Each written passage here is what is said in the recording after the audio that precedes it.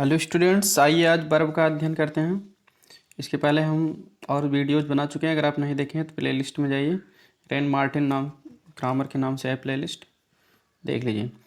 अब देखिए, वर्ब किसे कहते हैं तो आपको पता होगा। वर्ब की परिभाषा जिससे किसी कार्य का करना या होना पाया जाए उसे वर्ब कहते हैं। तो और वर्ब के बारे में महत्वपूर्ण जानकारियाँ देखते हैं परिभाषा से।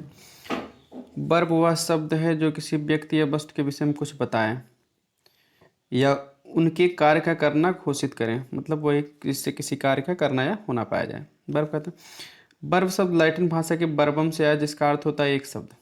तो लैटिन भाषा के किस शब्द से है? वर्बम से, जिसका अर्थ होता है एक शब्द। क्योंकि इंग्लिश में लैटिन और ग्रीक, ठीक है, इन सभी भाषाओं से, यूनानी, फ्रेंच, तमाम भाषाओं से मिलके बना है।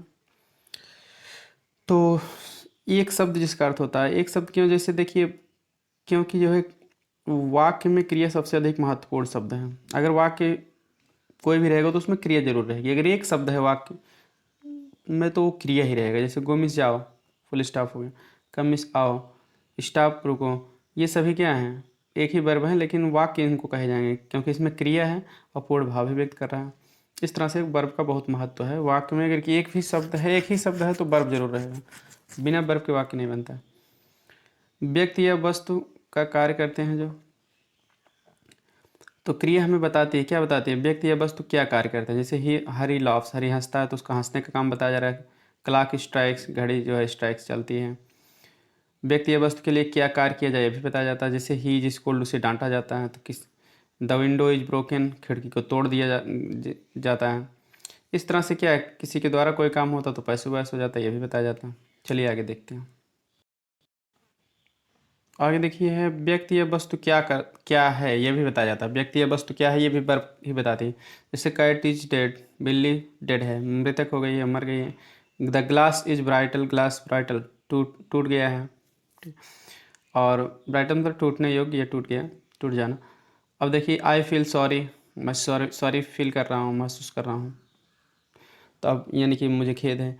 तो मतलब मैं किस अवस्था में हूँ? तो फील सॉरी, ठीक है, महसूस करने की अवस्था में हूँ सॉरी को।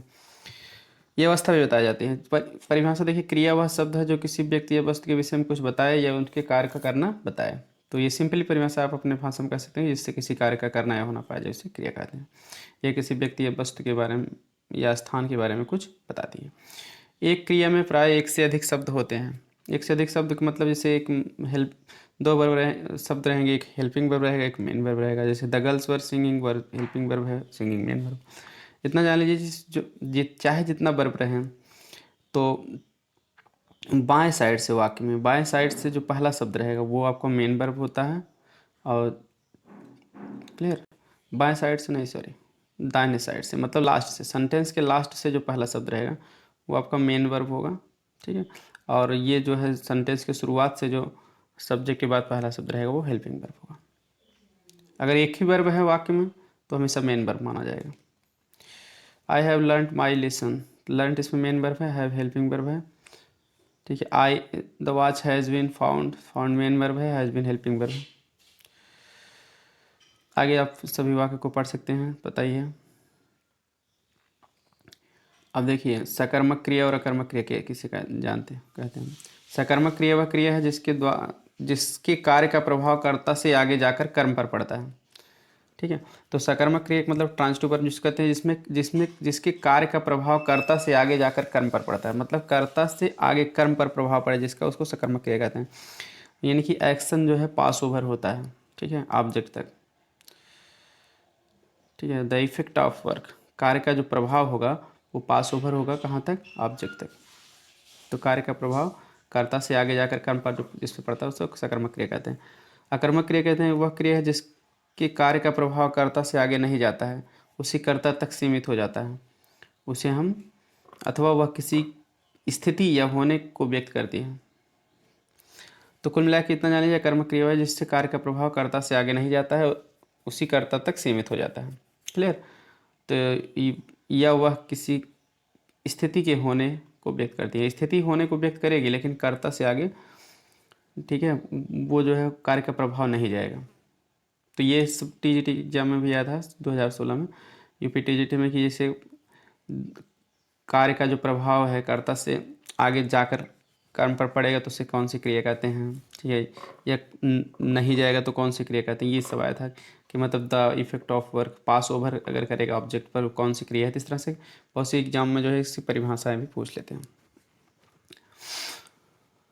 तो ही रैन ए लॉन्ग डिस्टेंस, अब देखिए क्या है, एक्शन है, रैन दौड़ा एक लंबी दूरी, ही बेबी स्लीप्स बच्चा सोता है, स्थिति बताया जा रहा है इसमें। इसमें दौड़ने का काम पहले वाले में, the there is a flaw in this diamond, इस डायमंड में फ्ला मतलब दो से कमी है, तो यहाँ किस कोई चीज़ होने के बारे में बताया जा, अस्तित्व, नोट, होने या अस्तित्व को व्यक्त करने वाली क्रिया आकर्मक क्रियाएं उसी कारक में आती हैं जो कारक क्रिया से पहले होते हैं। अब देखिए अधिकांश सकर्मक क्रियाओं का एक ही कर्म होता है और कभी कभी कुछ सकर्मक क्रियाओं के दो कर्म भी होते हैं। तो चलिए इसके एग्जाम्पल देख लेते हैं। यहाँ देखिए ऊपर से एग्जाम्पल दिए गए हैं। The girl, the boy kicks football, लड़का किक्स माने पैर से मारता है, किसे मारता है, फुटबॉल को। तो ये भी आपका अब ठीक है। और कर्म है क्या, किसे मारता है, फुटबॉल को। अब कर्म है देखिए बर्फ के बाद, द बॉय लव्स लाउडली, हंसता है, कैसे हंसता है, जोर से। ये कैसे से आ रहा है उत्तर, तो ये आपका कर्म नहीं है, ये आपका एडवर्ब है। तो मतलब वाक्य की क्रिया में क्या या किससे लगा के प्रश्न करने पर जो उत्तर है उसे हम ऑब्जेक्ट कहते हैं, और कैसे, क्यों, कब, कहाँ, इनसे जो उत्तर आता है उसे ऑब्जेक्ट नहीं करते हैं, उसको अदर वर्ड कहते हैं, मतलब वो एडवर्ब ही रहता है। तो ये ऑब्जेक्ट और के प्रकार, डायरेक्ट ऑब्जेक्ट, इनडायरेक्ट ऑब्जेक्ट, ये सभी ऑब्जेक्ट किसे कहते हैं इसके बारे में वीडियो बना दिए हैं, आप चैनल पर सर्च करके देख सकते हैं ग्रामर की प्लेलिस्ट में। अब देखते हैं आगे कुछ example. The father gave him, पिता ने उसे दिया, तो हिम क्या है आपका, इनडायरेक्ट ऑब्जेक्ट है, किसे दिया उसे, तो किसी के उत्तर से आता जो व्यक्ति वाला उसको इनडायरेक्ट ऑब्जेक्ट कहते हैं। और क्या दिया, घड़ी, ये आपका डायरेक्ट ऑब्जेक्ट है। तो इस तरह से वस्तु का बोध होता है, क्या क्या दिया, वर्ब में किसे या क्या प्रश्न करने पे जो उत्तर आए उसे हम डायरेक्ट ऑब्जेक्ट कहते हैं। तो आई होप समझ गए होंगे। He told me a secret, उसने मुझे एक रहस्य बताया, किसे बताया, मुझे, क्या बताया, सीक्रेट। तो इस तरह से दो ऑब्जेक्ट हैं, क्या प्रश्न करने जो आएगा डायरेक्ट ऑब्जेक्ट, किसे, इनडायरेक्ट। तो कभी कभी इस तरह से दो ऑब्जेक्ट भी आ जाते हैं वाक्य में, ज़्यादा से ज़्यादा दो ऑब्जेक्ट, कम से कम एक ऑब्जेक्ट जो सकर्मक क्रिया रहेगी उसमें आना जरूरी है। ही टोल्ड मी, ये सीक्रेट हो गया। यहाँ देखिए कुछ बताया गया कि यूज ट्रांजिटिवली, मतलब जिनके साथ देखिए ऑब्जेक्ट आया ट्रांजिटिवली माने सकर्मक क्रिया के रूप में है, इन ट्रांजिटिवली मतलब जिनके साथ ऑब्जेक्ट नहीं आया है। अब ये सारे वाक्य आप पढ़ लीजिए, इसमें पता चलेगा क्या या किसे प्रश्न करेंगे तो उत्तर आ रहा है इसमें। जैसे the ant fought the waves, चींटी जो है, चींटियाँ जो है फाट लड़ी, वेव्स माने वर्रे से, ठीक है। तो अब यहाँ किससे लड़ी, वर्रे से, तो वेस्प से। सम एंट्स फाइट्स, कुछ चींटियाँ लड़ती हैं, वेरी फियर्सली, बहुत भयंकरता से, ठीक है। तो अब यहाँ क्या है, किससे या कैसे, किसे या क्या प्रश्न करने से जो उत्तर आएगा, लड़ी, किससे लड़ी, बस ये तो सकर्मक क्रिया के रूप में। अब यहाँ देखिए कैसे लड़ी, बहुत फेयर, तो ध्यान देना कब, क्यों, कहाँ, कैसे, अगर इनके उत्तर में जो आएगा, इन वर्ब में ये प्रश्न करने में जो उत्तर आएगा उनको हम, ठीक है, इंट्रांजिटिवली मतलब अकर्मक क्रिया के रूप में कहेंगे। और क्या या किसे, क्या या किसे प्रश्न करने पे जो उत्तर आएगा उनको हम ट्रांजिटिवली कहते हैं। द शॉट सैंक द शिप, ठीक है, सैंक डूब गया, क्या डूब गया, शिप जहाज, सकर्मक क्रिया। सैंक डूब गया, कैसे डूब गया, इसमें रैपिडली माने तेजी से, तो ये आपका अकर्मक क्रिया। तो इस तरह से ये होती हैं। नोट देख लेते हैं। कम, गो, फॉल, डाई, स्लीप, लाई आदि कुछ क्रियाएं ऐसे कार्यों को व्यक्त करती है जिनका प्रभाव किसी दूसरे पर नहीं पड़ता है। ये क्रियाएं सकर्मक की तरह कभी भी प्रयुक्त नहीं हो सकती हैं। मतलब कम, गो, फॉल, डाई, स्लीप, लाई, ये क्रियाएं आप याद कर लीजिए, ये कभी सकर्मक नहीं हो सकती, या कर्मक ही रहेंगी। क्यों, क्योंकि इनका प्रभाव किसी दूसरे पर पड़ ही नहीं सकता है, तो जब तक प्रभाव नहीं पड़ेगा तो सकर्मक कहीं नहीं जा सकती हैं। द मैन किल्ड हिमसेल्फ, ठीक है, आदमी स्वयं को मार दिया। जैसे वाक्यों में जहाँ कर्ता कर्म दोनों एक ही व्यक्ति के बोधक हों, क्रिया का प्रयोग निजवाचक के रूप में हुआ है। तो यहाँ जो है किल निजवाचक के रूप में हुआ, क्यों, क्योंकि कर्ता और कर्म दोनों एक ही व्यक्ति का बोधक हैं। इसमें आदमी ने मारा, किसे मारा है, स्वयं को मारा, तो स्वयं को मारा है मतलब ये निजवाचक के रूप में है, ठीक है। व्यक्ति और आदमी भले ही ऑब्जेक्ट की जगह आते हैं, हिमसेल्फ, किसे मारा, स्वयं को, लेकिन ये कार्य का प्रभाव जो है कर्ता पर ही पड़ रहा है, आगे पास ओवर नहीं हो रहा है, ठीक है। तो इसलिए जो है ये जो है निजवाचक ऐसी क्रिया को निजवाचक कहते हैं, रिफ्लेक्सिवली, ठीक है, के रूप में यहाँ प्रयोग हुआ। चलिए आगे देखते हैं कुछ और जानकारी वर्ब से रिलेटेड। आगे देखते हैं, देखिए कभी कभी यद्यपि क्रिया निजवाचक के रूप में प्रयुक्त होती है, कर्म का कथन नहीं किया जाता है।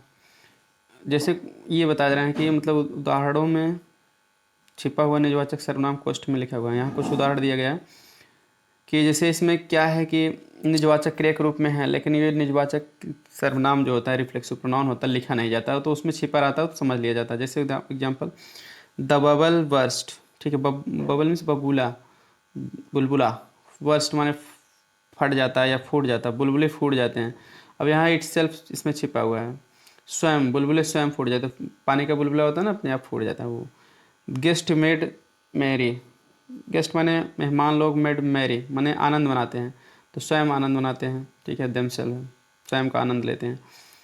प्लीज़ कीप क्वाइट, कृपया शांत रहो, तो शांत रहो, कीप क्वाइट सुने हो कि शांत रहो, तो किसी को शांत करेंगे, स्वयं को ही तो शांत करेंगे। तो कीप योर सेल्फ क्वाइट मतलब अपने आप को शांत बनाए रखो। इस तरह से कभी कभी छिपा भी रहता है, इसमें आगे भी देखिए वाक्य पढ़ सकते हैं, ठीक है। With these words he turned to the door, इन्हीं शब्दों के साथ वह दरवाजे से मुड़ गया, तो किसको मोड़ा, स्वयं को ही मोड़ा। Japanese fed chiefly on rice, जापानी लोग फीड चीफली ऑन राइस, मुख्य रूप से चावल पर, फीड माने खा खाकर जीवित रहना, खाते हैं। स्वयं जो है स्वयं को चावल खिलाते हैं, ठीक है, मतलब वो चावल उनका फेवरेट है। तो फीड के साथ देमसेल्फ किसको भोजन देंगे, फीड मीन्स भोजन देना स्वयं को। इन शब्दों में निजवाचक की कोई भी शक्ति नहीं मानते हुए इन्हें शुद्ध अकर्मक क्रियाओं का प्रयोग कहा जाता है। मतलब इसमें क्या है, देखिए शुद्ध अकर्मक क्रिया है, क्यों, क्योंकि इसके साथ ये जो है रिफ्लेक्सिव वाला पोर्शन जो है वो छिपा ही रहता है, लिखा ही नहीं गया है, तो लिखा ही नहीं गया तो अकर्मक क्रिया मानी जाती है, इसलिए तो लिखा नहीं जाता क्योंकि इनके साथ, तो लिखा जाएगा तो कर्म का काम कर देगा वो रिफ्लेक्सिव प्रोनाउन, तो रिफ्लेक्सिवली भी कहा जाएगा, लेकिन ये पूरी तरह से इंट्रांसिटिव वर्ब है। कुछ क्रियाओं का प्रयोग निजवाचक के रूप में साधारण क्रियाओं के रूप में भी किया जाता है। जैसे कुछ क्रिया ऐसी हैं जो निजवाचक रिफ्लेक्सिवली के रूप में भी प्रयोग की जाएंगी, साधारण क्रिया के रूप में भी। जैसे example, do not forget his name, उसका नाम मत भूलो। तो अब देखिए क्या है, मत भूलो, क्या नहीं भूलो, उसका नाम, ये तो आप ऑब्जेक्ट इसमें मिल जा रहा। आई फॉरगेट हिज नेम, मैं उसका नाम भूल गया, फॉरगेट माने भूल जाता हूँ, क्या भूल जाता हूँ, उसका नाम। तो ये दोनों क्रिया के रूप में है, ठीक है। अब यानी कि देखिए निजवाचक कहो चाहे साधारण क्रिया, दोनों कह सकते हैं। एक्विट योर सेल्फ, तो यहाँ साधारण क्रियाएं हैं, देखिए acquit yourself as man, स्वयं को एक आदमी के रूप में छोड़ दो। अब एक्विट मतलब छोड़ देना, मुक्त कर देना, योर सेल्फ किसे, स्वयं को। देखिए योर सेल्फ, सेल्फ या सेल्फ फार्म आ गया तो निजवाचक के रूप में है, सेल्फ या सेल्फ फार्म जहाँ नहीं आया है, ठीक है। देखिए इन्जॉय माई सेल्फ यहाँ भी निजवाचक के रूप में है। इन्जॉय गुड हेल्थ, वो अच्छे स्वास्थ्य का लाभ लेता, इन्जॉय माने आनंद लेता है, तो इसमें देखिए नहीं आया है। जिसमें सेल्फ या सेल्फ नहीं आया वो जान लीजिए साधारण क्रिया के रूप में है, जिसमें सेल्फ या सेल्फ आया है वो निजवाचक क्रिया के रूप में। तो इस तरह से इनका प्रयोग होता है। आगे यहाँ देखिए निम्नलिखित वाक्यों में क्रिया छांटिए, बताइए कौन सी क्रिया सकर्मक है, कौन सी अकर्मक है। तो आप इसको आराम से छांट सकते हैं, कोई भी दिक्कत हो पूछ भी सकते हैं कमेंट करके, ठीक है। अब जैसे मतलब एग्जाम्पल देख रहे हैं, एक द सन साइंस, चमकता, कैसे चमकता, ब्राइटली, तो कैसे, कब, क्यों, कहाँ, कैसे, अगर इनके उत्तर से आ रहा है तो सकर्मक क्रिया नहीं है, ये इसका पहचान है। और टेल, बताओ, क्या बताओ, ट्रुथ, अब क्या प्रश्न करने पे वर्ब में, या किसे या किसको, इनके प्रश्न से जो उत्तर आएगा उसको सकर्मक कहेंगे। टेल, बताओ, क्या बताओ, ट्रुथ, इस तरह से इसको आपको छांट सकते हैं।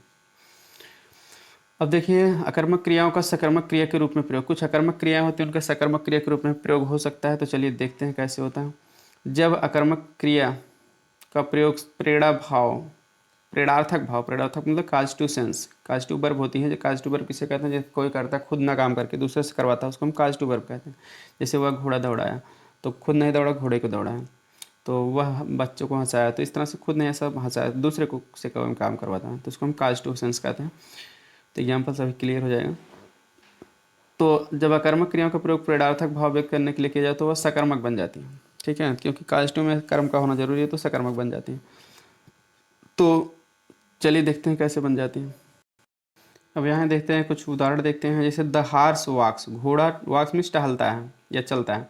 अब ये तो आपका कर्मक है, चलता है, कैसे चल, घोड़ा चलता है कैसे या क्या, कुछ उत्तर ही नहीं है, वर्ब के बाद कुछ नहीं लिखा गया, सीधी सी बात है, ऑब्जेक्ट ही नहीं।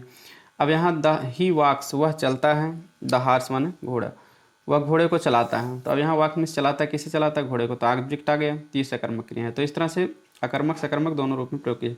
The girl rain down the street, लड़की गली में रैन डाउन, ठीक है, दौड़े। अब कहाँ दौड़ी, गली में, तो ये क्या है कि आपका स्थान तो आ रहा है, तो कहाँ से उत्तर आ रहा है, तो ऑब्जेक्ट नहीं कहा जा सकता है। बर्ड्स फ्लाई, चिड़िया उड़ती हैं, ऑब्जेक्ट है ही नहीं। यहाँ the girl ran a needle into her finger, तो लड़की जो है अपने अंगुली में, रैन नीडल मतलब एक सुई आर पार कर दी, ठीक है, मतलब उसकी उंगली में लड़की की एक सुई चुभ गई। तो अब यहाँ क्या है, किसे आर पार की, सुई को।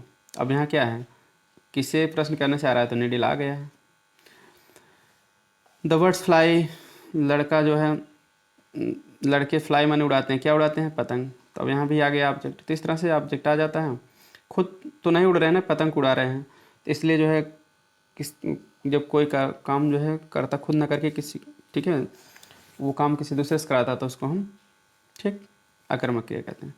तो लड़का पतंग उड़ाता, खुद तो उड़ नहीं रहा है, लड़की ठीक है सुई को पार कराए अपनी उंगली में इधर से उधर, अब खुद तो पार नहीं है सुई, वह घोड़ा को चलाता है, खुद तो नहीं चला, घोड़ा को चला रहा है। इस तरह से होता है, जैसे ही मेक्स मी भी, वो मुझे रुलाता है, इस तरह से बहुत सारे वाक्य, he made the horse run, वो घोड़े को दौड़ा, ऐसे वाक्य आते हैं। इन ट्रांसट्यूम आम प्रयोग में प्रचलित कुछ क्रियाएं अपनी वर्तनी द्वारा पहचानी जाती हैं, वे सकर्मक हैं या अकर्मक। सकर्मक क्रिया अपनी आकर्मक क्रिया का प्रेरणार्थक रूप होती हैं। देखते हैं कैसे कि मतलब अपने वर्तनी द्वारा पहचाने जाते हैं सकर्मक या अकर्मक। Many trees fall in the monsoon, कई पेड़ जो है मानसून में गिर जाते हैं, तो फाल गिर जाते हैं आकर्मक क्रिया है, ठीक है, गिरते हैं, ठीक, कहाँ गिरते हैं, मानसून में गिरते हैं, तो फाल है मेन वर्ब है। वुडमैन फेल ट्रीज, अब यहाँ वुडमैन में लकड़ी वाले आदमी यानी कि लकड़हारे जो है फेल ट्रीज, पेड़ों को गिरा दिए, किसे गिराया, पेड़ों को, तो ये सकर्मक क्रिया है। काज टू फॉल, गिरने का कारण हुआ, फेल फेल मतलब गिरना होता, गिराना होता। अब देखिए यहाँ क्या है, मेरे गिर जाते, कहाँ गिर जाते हैं, मानसून में गिर जाते हैं। तो यहाँ तो ऑब्जेक्ट तो कहाँ से आ रहा है, तो सीधी सी बात, आप कहाँ प्रश्न करने से वर्ब में आ रहा है, तो वो ऑब्जेक्ट माना नहीं जाएगा। यहाँ क्या, किसे या क्या प्रश्न करने से आएगा, तो ऑब्जेक्ट माना जाएगा। लाई स्टिल, शांत, लाई मीन्स बैठे रहो, लेटे रहो, शांति से लेटे रहो। ले द बास्केट देयर, बास्केट को वहाँ रख दो, ले मिस रखना होता, लाई का सेकंड फॉर्म देखिए, लाई से ले भी बना है, तो अब किसे रख दो, बास्केट को रख दो। तो इस तरह से ऑब्जेक्ट उत्तर में आ रहा है क्या, या किसी प्रश्न करने से, तो आप ट्रांसटिव रहेंगे, नहीं तो क्या रहेंगे, इंट्रांसटिव, अकर्मक। कुछ अकर्मक क्रियाओं के बाद में प्रीपोजिशन लगाने से वे सकर्मक हो जाते हैं। अगर कोई क्रिया कर्मक है उसमें प्रीपोजिशन लगा दोगे तो सकर्मक बन जाएगी। जैसे all his friends laughed eight, उसके सभी दोस्तों ने लाफ्ड एट माने लाफ्ड एट हिम, उस पर हंसे, लाफ्ड मीन्स हंसना, जैसे ही लाफ्स वो हंसता है, तो इस ये अकर्मक माना जाएगा। लेकिन लाफ साथ तुरंत एट लगा दोगे तो लाफ एट में हंसी उड़ाना, तब उसके बाद वर्ब लिखा जा सकता है। क्यों, क्योंकि प्रीपोजिशन है, प्रीपोजिशन के बाद लिखे जाने वाला शब्द ऑब्जेक्ट माना जाता है, तो इसलिए आप एट लगा के इसको सकर्मक बना दिया गया। तब हिम, लाफ एट माने डिराइड, मतलब डिराइडेड मतलब उपहास उड़ाना, हंसी उड़ाना, उसके सभी दोस्तों ने उसकी हंसी उड़ाया। तो जब हंसना होगा तो सीधी सी बात है अकर्मक रहेगी, हंसी उड़ाना जब ऐट लगा दिए हंसी उड़ाना तब वो सकर्मक हो जाएंगे। इस तरह से बहुत सी वर्ब होती हैं जिनके साथ हम आप क्या लगा देते हैं, प्रीपोजिशन लगा देते हैं, तो वो सकर्मक बन जाती हैं, ठीक है, जिसको फ्रेजल वर्ब कहते हैं। इसके बारे में आप आगे चैप्टर डिटेल में पढ़ेंगे। कभी कभी प्रीपोजिशन क्रिया से पहले लगा दिया जाता है, जैसे Shivaji overcame the enemy, overcame माने होता है जीतना, विजय प्राप्त करना, शिवाजी शत्रुओं पर विजय प्राप्त किया, तो केम मिस आना, लेकिन ओवर केम लगा दिए तो उसका अर्थ बदल दिया। देखिए विजय प्राप्त करना, तो इस किस पर या किसे जीते, ओवर केम मिस जीतना है, विजय प्राप्त किया, किसे जीते, शत्रु को, तो ये भी आपके प्रीपोजिशन लगा देने से बन जाती हैं सकर्मक। इस तरह से कभी कभी बन जाती हैं, उसका अर्थ चेंज करने के लिए लगा दिया तो ओवर केम। अब यहाँ देख हर he bravely withstood the attack, अब यहाँ स्टूड पहले विथ लगा दिया, इसमें देखिए ओवरफ्लोज, ठीक है, माने बहुत ज़्यादा ऊपर से बहना, तो इसमें भी लगा दिया। इस तरह से कभी कभी प्रीपोजिशन भी हम वर्ब पहले लगा देते हैं क्योंकि उनका अर्थ चेंज हो जाता है दूसरा अर्थ देने के लिए भी, ठीक है, आप भले ना ऑब्जेक्ट हों लेकिन उनका अर्थ चेंज हो जाता है, तो इस तरह से भी शब्द का निर्माण किया जाता है। कभी कभी कर्मक क्रिया के बाद ऐसे कर्म का प्रयोग होता है जिसका अर्थ उसी वाक्य में प्रयुक्त क्रिया से संबंधित या उसके समान होता है। ऐसे कर्म को सजाती कर्म, कॉग्नेट ऑब्जेक्ट या कॉग्नेट एक्यूजेटिव कहते हैं। तब इसको भी समझ लिए, कॉग्नेट ऑब्जेक्ट क्या होता है या कॉग्नेट एक्यूजेटिव, यानी सजाती कर्म क्या होता है। कभी कभी अकर्मक क्रिया के बाद ऐसे कर्म का प्रयोग होता है जिसका अर्थ उसी वाक्य में प्रयुक्त क्रिया से संबंधित या उसके समान होता है। मतलब अकर्मक क्रिया के बाद ऐसे ऑब्जेक्ट का प्रयोग होगा जिसका अर्थ वाक्य में क्रिया से संबंधित ही या उसके समान ही रहेगा अर्थ। जैसे एग्जाम्पल से आपको समझ में आएगा, काग्नेट लैटिन भाषा की काग्नेटस से बना है जिसका अर्थ है एक इन में होता है समान, सिमिलर। आई हैव फाट ए गुड फाइट, मैं एक अच्छी लड़ाई लड़ा।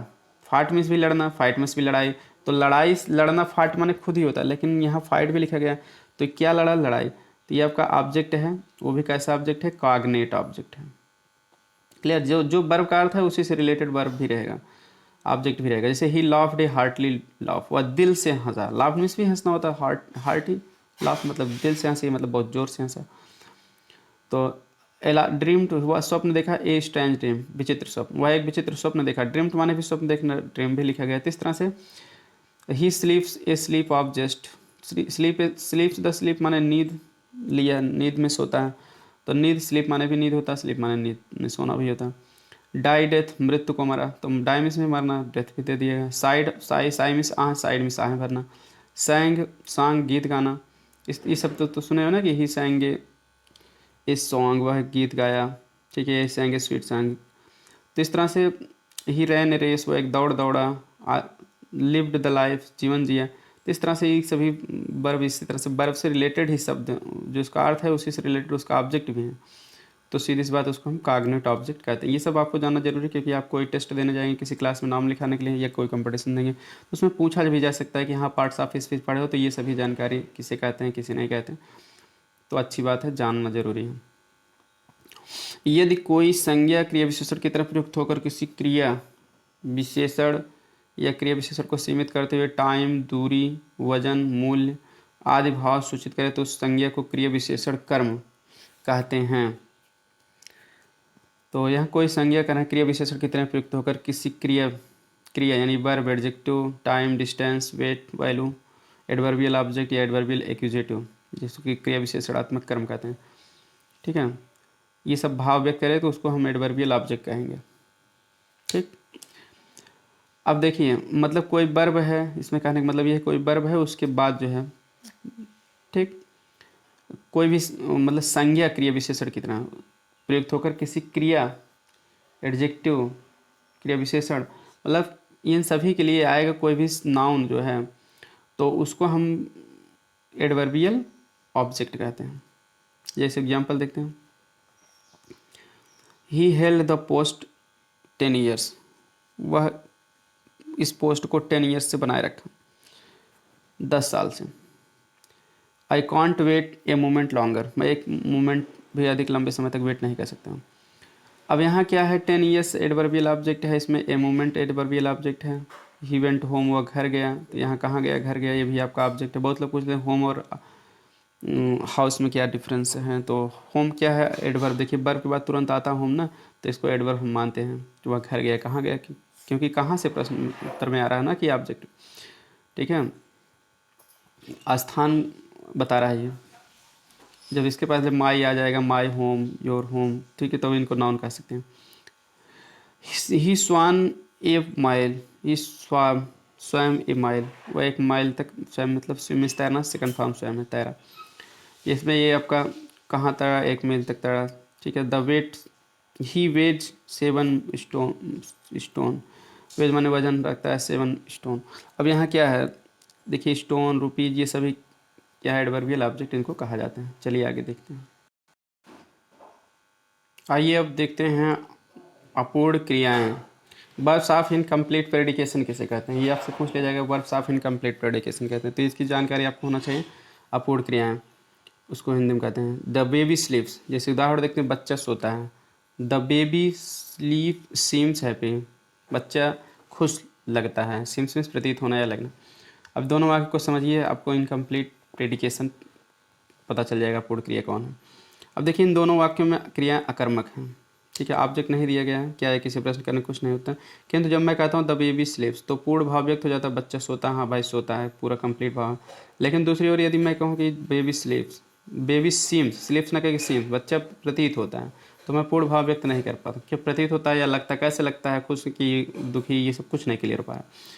तो सीम्स को पूर्ण भावित करने के लिए हैप्पी चाहिए, ऐसी क्रिया पूर्ण क्रिया कहलाती है। तो मतलब कि कोई ऐसी क्रिया जिससे पूर्ण भाव न व्यक्त हो पाए, उसके बाद कुछ ना कुछ लिखना ही पड़े उसको पूर्ण भाव व्यक्त करने के लिए, सेंस को कंप्लीट करने के लिए। क्योंकि वाक्य किसे कहते हैं, जिससे पूर्ण भाव व्यक्त हो उसे वाक्य कहते हैं। तो पूर्ण भाव हमको व्यक्त ही करना पड़ेगा। तो जो पूर्ण भाव व्यक्त करने के लिए हैप्पी जब आ गया तब इसको हम पूर्ण भाव व्यक्त हो गया। इसलिए ये सीम्स जो है ऐसी क्रिया क्या है, हम बर्ब्स ऑफ इनकम्प्लीट प्रेडिकेशन, अपूर्ण क्रियाएं कही जाती हैं जिनके साथ बिना कुछ कंप्लीमेंट लिखे पूरा नहीं किया हो सकता उसका अर्थ, उसको इनकम्प्लीट प्रेडिकेशन कहते हैं। प्रेडिकेट मतलब क्या होता है, विधेय। तो इनकम्प्लीट अपूर्ण, तो मतलब ये क्या है, वर्ब के बाद तो विधेय ही आता है ना, वर्ब और ऑब्जेक्ट ये सब कंप्लीमेंट ये विधेय में ही आता है, तो इसलिए इनकम्प्लीट प्रेडिकेशन कहते हैं। अब देखते हैं ये तो हैप्पी शब्द को क्रिया का पूरा कंप्लीमेंट ऑफ द वर्ब अथवा कंप्लीशन ऑफ प्रेडिकेट कहते हैं, क्योंकि ये वाक्य का भाव पूरा करने के लिए आवश्यक है। तो हो गया, बता ही दी। सामान्यतः पूर्ण क्रियाएं ब्रिंग, बिकमिंग, सीमिंग, अपीयरिंग के भाव को व्यक्त करती हैं। ब्रिंग मीन्स लाना, बिकमिंग होना, सीमिंग प्रतीत होना, अपीयरिंग दिखाई पड़ना। पूरक प्रायः संज्ञा यानी जिसे प्रेडिकेटिव नाउन कहते हैं या विशेषण कहते हैं।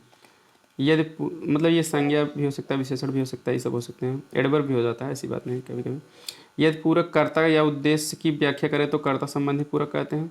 जैसे अब बात आती है पूरक का प्रयोग वाक्य में किस तरह से होता है, दो तरह से होता है। एक सब्जेक्टिव कम्प्लीमेंट कर्ता संबंधी पूरक, और एक होता है ऑब्जेक्टिव कम्प्लीमेंट, अभी आएगा। तो कर्म संबंधी पूरक, तो दोनों देख लेते हैं एग्जाम्पल कैसे हैं। The tabby is a cat, tabby cat है, टैबी कौन है, कैट है, कैट कौन है, टैबी। तो जब सब्जेक्ट और वर्ब के बाद आने वाला शब्द एक ही है, एक दूसरे के लिए ही है, तो उसको हम सब्जेक्टिव कम्प्लीमेंट कहते हैं। क्योंकि टैबी ही कैट है, कैट ही टैबी, उसी का नाम है।